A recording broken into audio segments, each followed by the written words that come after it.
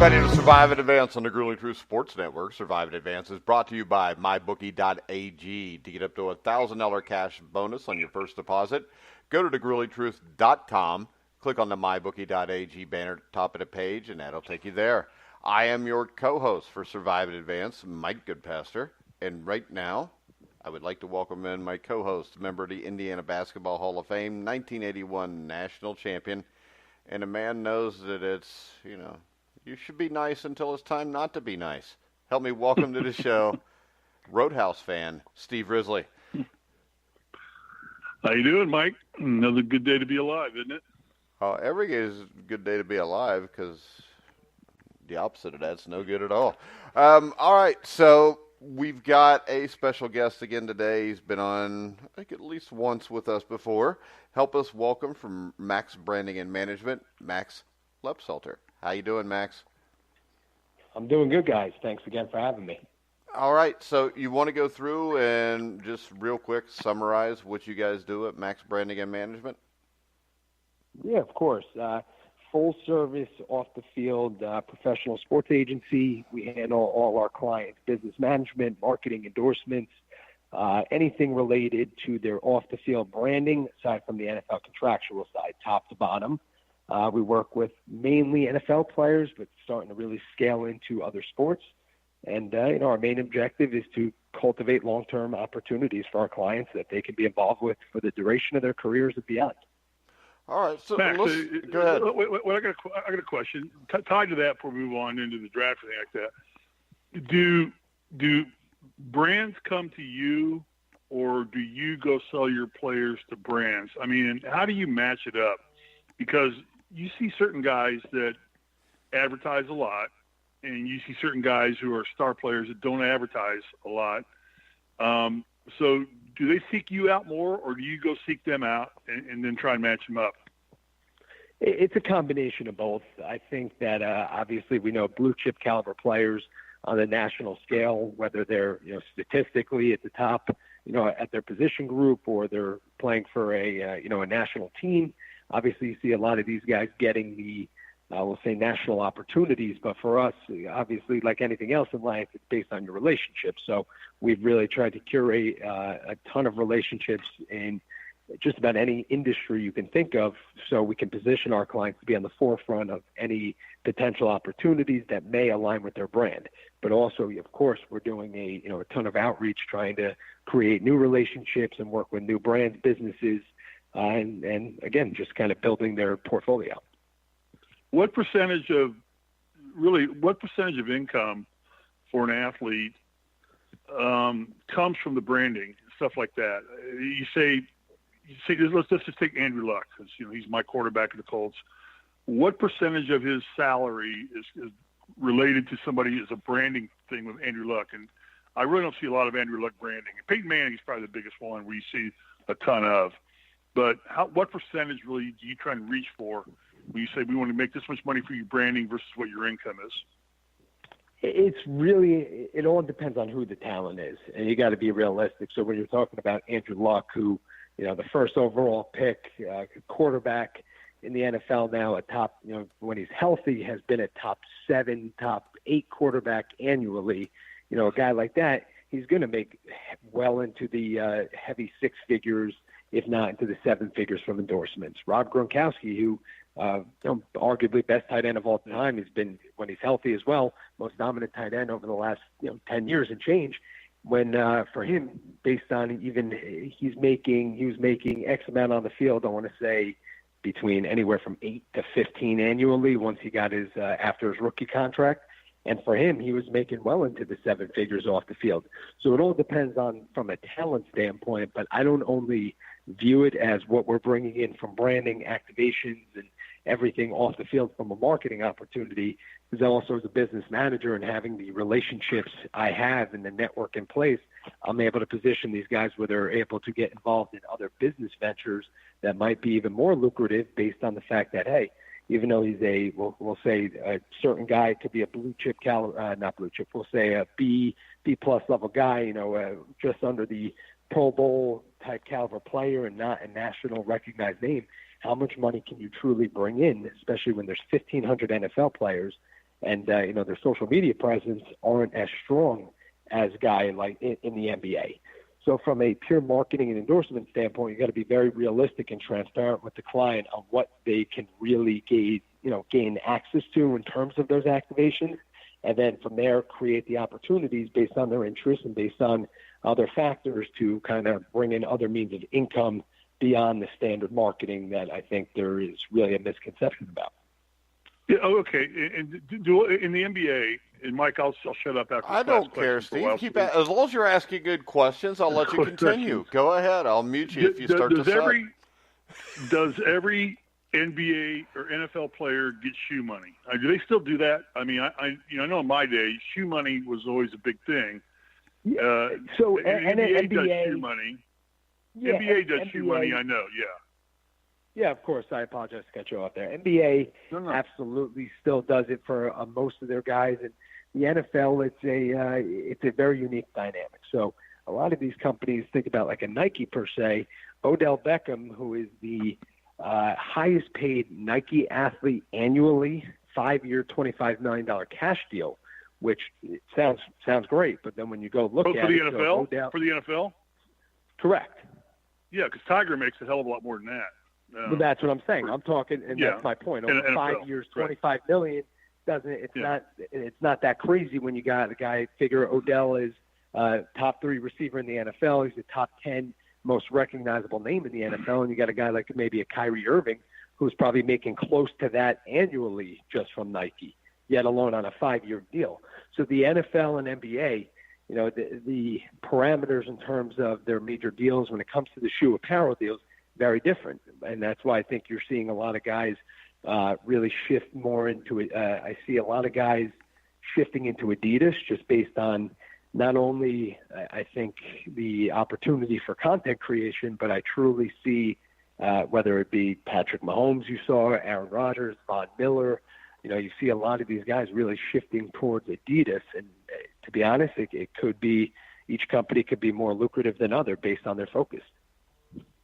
In your opinion, who is the most undervalued quarterback in the NFL? I mean, I know you're not an agent, but who do you think is like probably losing from the a most? Football standpoint? From a football standpoint, yeah. Great question, and I'm, regardless of not being on the field agent, I'm a football guy by nature. Right. Let's think here. Yeah. Mike, weigh in. You're a quarterback coach. Mike, weigh in. Do you mean undervalued as playing or paid? As paid. As paid? Paid. I think what you got to look at with undervalued there is on the pay, because I would think this, Max, a big thing is the guy's personality and what city he's playing in. Agreed. I mean, Steve, it's a tough call because, you look at it, you tier out the quarterbacks. You got the top guys who we all know. Figure it's Rodgers, Brady, Breeze, Russell Wilson. You could say Andrew Luck right there. Then you have real quick thereafter, you have Phillip Rivers. You have Roethlisberger still, in that category. I think maybe a Matt Ryan right there.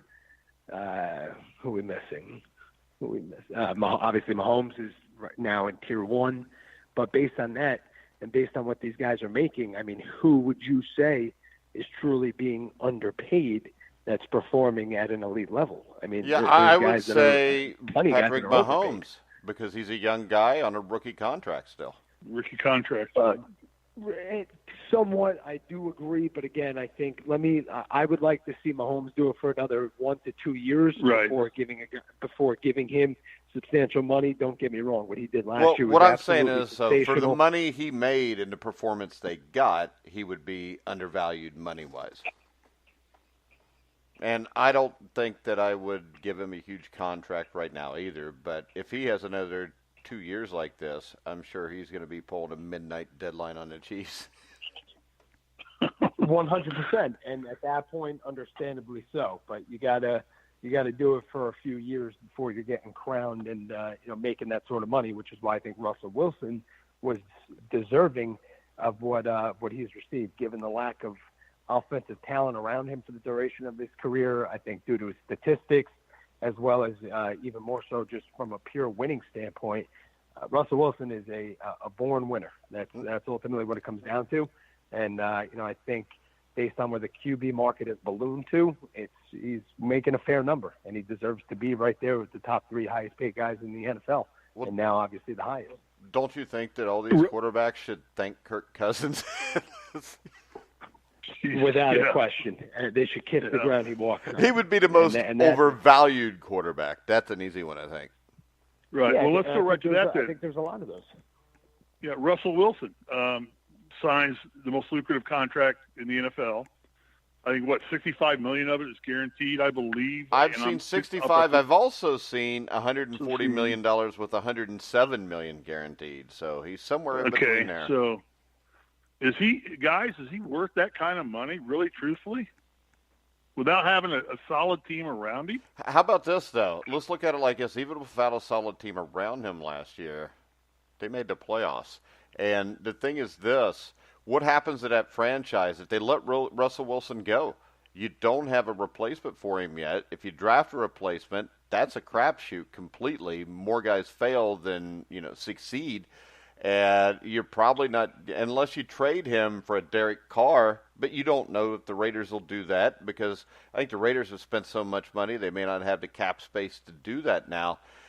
My question is, you do have to look at the Joe Flacco deal and say that with Flacco, after they won the Super Bowl, that kind of killed that team's ability to get players later on down the line. You got to worry about that here too, but he's won them a Super Bowl. He's been to 2. He's an icon in Seattle, and I think that they almost had to pay him just because of the backlash they would have got from their fans, Max.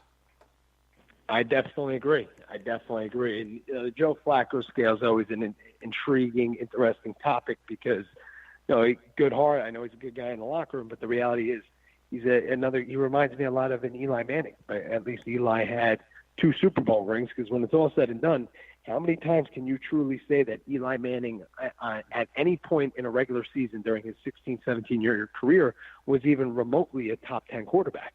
You really can't. So at the end of the day, outside of the 2 rings, which again you can't take anything away, they're sensational. The plays he made in those two Super Bowl runs were phenomenal.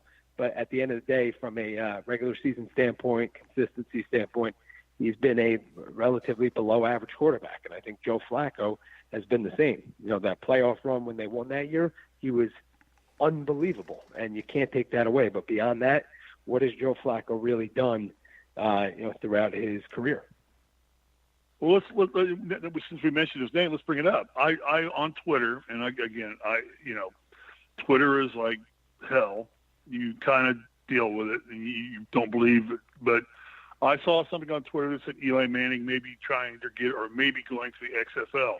Mike, did you see that, or any comments on that? No, I didn't see that. The Giants don't have a quarterback if he leaves right now, unless they draft one. So well, yeah. And why would he go to the XFL? The XFL, we've had Oliver Luck on, and they have a pay scale, and I don't think he wants to play for a couple $100,000. I don't remotely see that happening, and the reality is he'd be out of his mind. Right. He's made $250 million in his playing career. He's got 2 Super Bowl rings. When it's time to hang it up, you hang it up. Peyton did that. You gotta, at some point, you gotta know when to walk. You have all the money in the world. It's time to call it a day. Okay. Cap money. And I go back to my team, and we all have our teams. Colts had $118 million to spend. They haven't spent much of it yet. What are they waiting on? The draft, or what are they waiting on? For which team? I apologize. Well, the Colts. I mean, I'm using the Colts as examples. I know the Colts they were the number 1 team in the NFL that had cap money, cap room. They had $118 million that they could spend. I think they picked up 1 outside linebacker, but they've not spent any money. Is this not a big time for free agency? Do they wait to the draft and then see what they get in the draft, and then start going after free agents, or what happens here? Because OTAs are starting up here pretty soon, aren't they? Correct. OTAs start in the next few weeks. I'm not sure. What would you say their biggest needs were? Well, Colts wide receivers, I think. I think they've got a solid offensive line. 100%. I think they got a good running back, but they've got a and Mike, chime in, please, because you're the quarterback guru. But I think they already got a quarterback. I don't have to talk about that. They got a quarterback, yeah. They've got a backup quarterback who's better than a handful of starters, too. They got T.Y. Hilton. Their tight ends are always hurt. They got Ebron, who got hurt. But I think that to be more effective, a team like the Colts needs to go find wide receivers, would be my guess, and give him more weapons entirely to throw at. Yeah. Who's the number 2 receiver there at this point? Number 3 receiver. Well, they just signed Devin Funchess, I think, didn't they? Yeah. Right. Devin Funchess. Yeah. Yep. And I'm just using the Colts as an example because it's the team I know most about. So please talk about the Bengals or anything like that. Nobody wants to talk about the Bengals, but I think also when you look at the Colts, I think wide receiver is a necessity. I still think they need to get depth everywhere, too, if they're going to be a serious contender for the Super Bowl. I think they need an edge pass rusher. I think we saw that last year. But the great thing about this draft is the edge pass rusher they can get in this draft. They need a corner. I think they need a little safety help, interior defensive line. I think the defensive line, wide receiver, and some help at DB is what they need. Now, the thing you got to realize is this. The last 2 years, the Rams and the Eagles have done a great job of acquiring what they needed through free agency.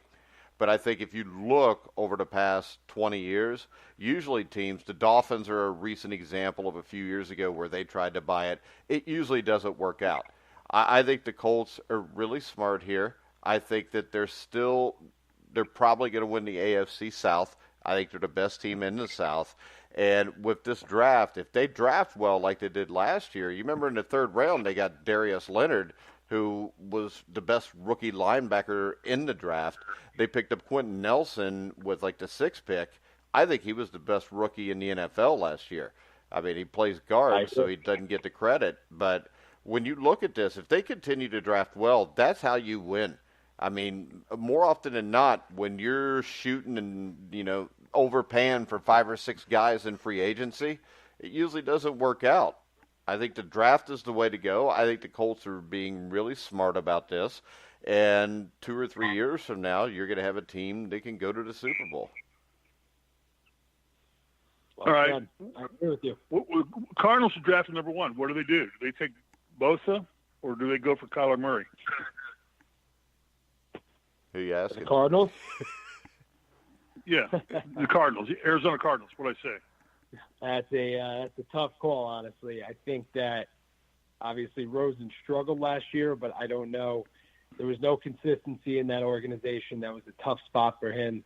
I think a guy that had that draft pedigree and basing it off of 1 year of extremely inconsistent and lower level play, I think that's a tough call. I think that they may want to try and give him 1 more year before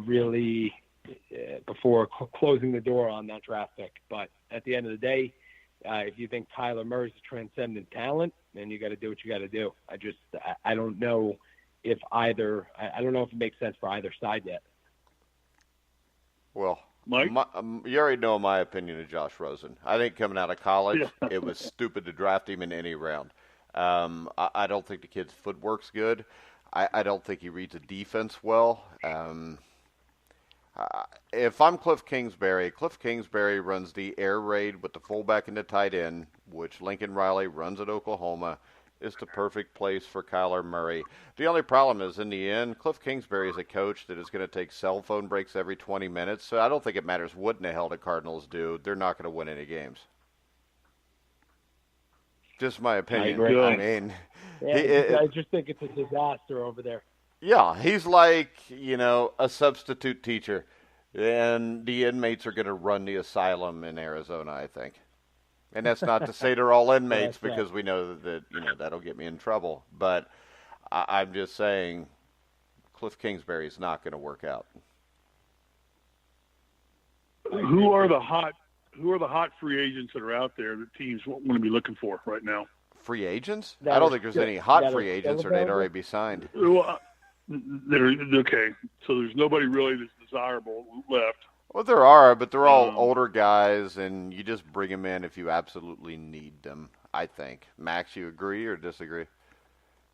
I agree. I don't think there's anybody there that I don't think there's anybody there that extremely is pushing the needle at this point. I think there's still some good ones, some low-key good players you can go out and get, but I don't think there's anybody that's going to be like, wow, need this guy.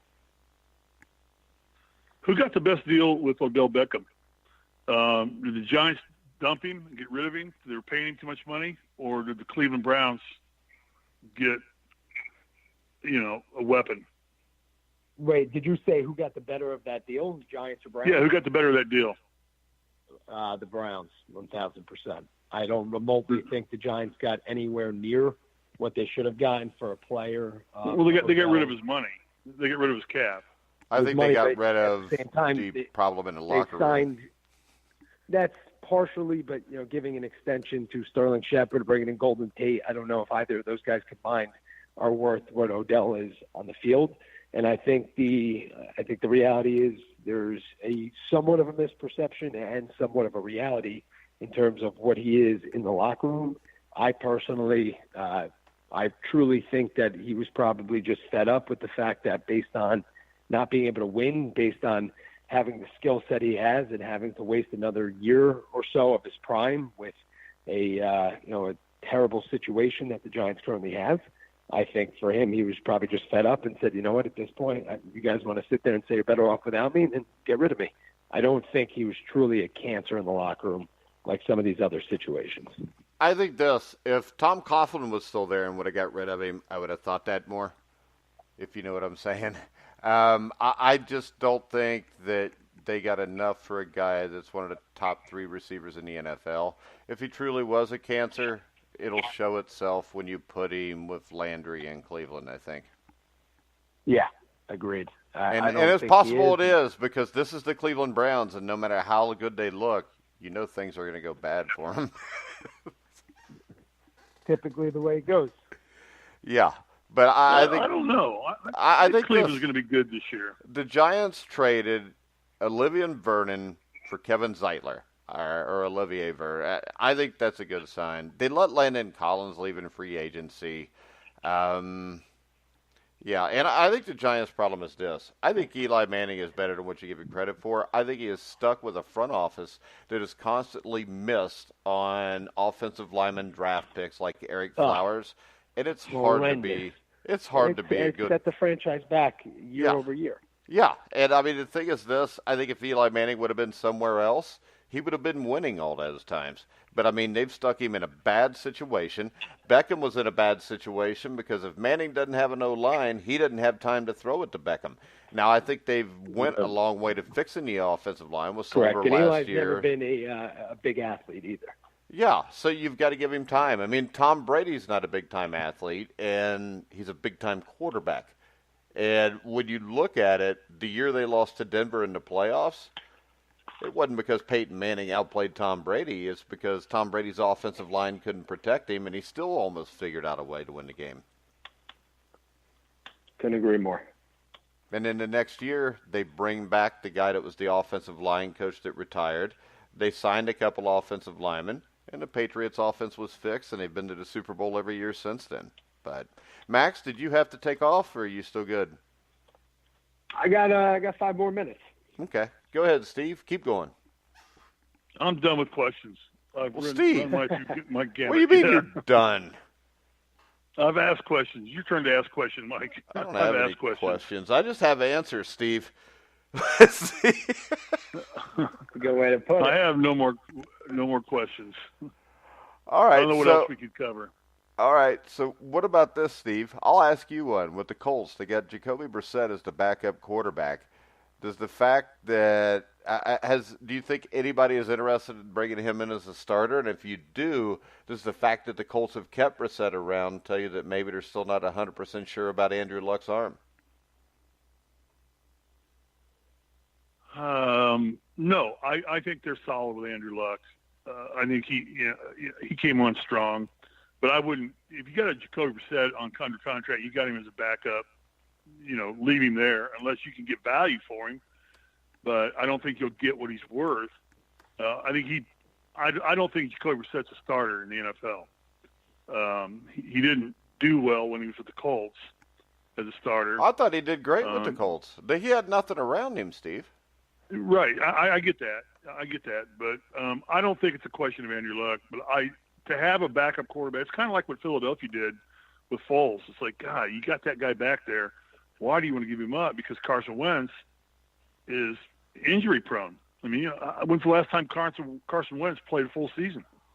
Freshman in college. And then you've got Nick Foles to back him up, and Jacoby Brissett's a great backup. And if they're paying him well enough, he's sitting back there. I wouldn't touch it. I wouldn't let him go. All right. I don't want to see him leave the Colts. My question for Max, you talked about Eli Manning. Do you think the Giants draft a quarterback? Tough call. I don't know if they're in love with any of these prospects enough to draft them. I don't think, especially in such a top-heavy defensive draft, I don't think it's worth taking anybody at 6.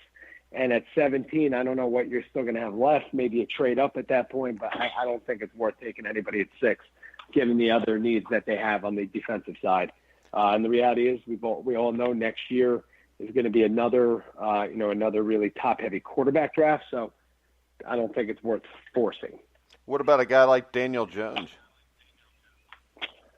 I think he's a good player. I just don't think the buzz has been huge up until recent times. So, and we all know the amount of juice that may throw on. Is he truly worthy of them taking in the first round? And do they truly see him being the next quarterback for the team? Because at this point, all these other quarterbacks they've taken over the last few years and at these other various points in drafts, they aren't really viewed as long-term solutions. Well, see, I think here, when you look at the Giants, the question is, do the Giants think they can make the playoffs this year? And I think you got to remember I think they do. And the reason is the offense. Number one, this is the NFL. And it only takes one or two moves to put you in position. The other thing is, I have questions about the Eagles because I don't know that Carson Wentz can play 16 games. I got questions about the Cowboys because Jerry Jones runs them and Jason Garrett coaches them. And I think the Redskins are a mess. So that's a great point. When you look at this, if I'm the Giants, I mean, I can get an edge pass rusher like Montez Sweat, a guy like that. I could go to 17, and I can pick up maybe an Andre Dillard, who's an offensive tackle. And then I've already added Zeitler. And if you remember, Will Hernandez missed last season, was a second-round draft pick out of UTEP. Right there, if your offensive line is good and you've got an edge pass rusher, and I know Sterling Shepard and Golden Tate are not Odell Beckham, but there's a lot of teams out there that would kill to have those two guys as the main two receivers. And you've got Saquon Barkley in the backfield. I don't think that it's a given that they couldn't do something here to at least get to 8-8, 9-7 and have a shot. I don't think your points are not off by any stretch. I definitely agree with you. I just think that based on where this team is, and I think the limited talent that at this point that they have, along with the fact that the organization is just not where it usually is, and not what Giants football truly is, I think that Dallas and Philly, I think they'll figure out a way. One of them will get it together, go 9-7, 10-6, 8-8 even. I mean, the reality is I think 9-7 is winning that division. I don't think any of those teams are. That's why scary. I would give the Giants a shot, because then it's not that big a stretch to get there. Correct. I just think Dallas still has, even though you're 1,000% right in terms of who's managing and running that team, I still think they have a ton of talent. And we saw it last year when they played. But remember this, Max. They're still scary. Max, the important part is I really don't like the Dallas Cowboys, so I'm hoping the New York Giants win. I agree with you. And when you look at it, I think the Giants' problem is this. I don't think they're devoid of talent. What they're devoid of is a front office that over the last 6 years has been unable to draft from rounds 3 through 7, where you get depth, where you get your special teams. And I think a lot of people don't take the 3rd through the 7th rounds that seriously. I think if you look at teams like New England, Philadelphia, that are always seemingly in the mix in the playoffs, those are the teams. Like Aaron Jones. The Packers got a diamond in the rough at running back in the 5th round. that's the thing with this running back market. It's unique. Yeah, and that's where I think being able to draft is the be-all, end-all in the NFL, Steve, because if you don't draft good 3 through 7, those are the teams that when an offensive lineman goes down or a D lineman goes down, you see their play significantly drop off because they don't have anybody ready to take their place. Definitely agreed. Definitely agreed. So the question would be then, is the GM probably the most valuable person, a part of a franchise, the one that sets the draft pick, sets the draft lineup and who they want to go after in combination with a coach? I mean, is he even more valuable than even a top-notch quarterback? I'll tell you what I think is valuable. I think the most valuable thing you could have is a GM and a quarterback, or as GM and a head coach that are on the same wavelength. And I think too many times in the NFL you don't get that. Definitely agreed with that. And what I mean by that is, Steve, if you look at like the Jets, Adam Gase I don't think is a bad coach. I think they got a good situation there. But when the first question you're asked at your press conference after you get the job is, does it bother you to not be able to pick your 53-man roster? And he says no. I think there's an issue with that because I think the GM and the head coach have to trust each other, and the head coach needs to be able to relay to the GM what he wants, and the GM's got to trust the head coach to go out and get what he wants.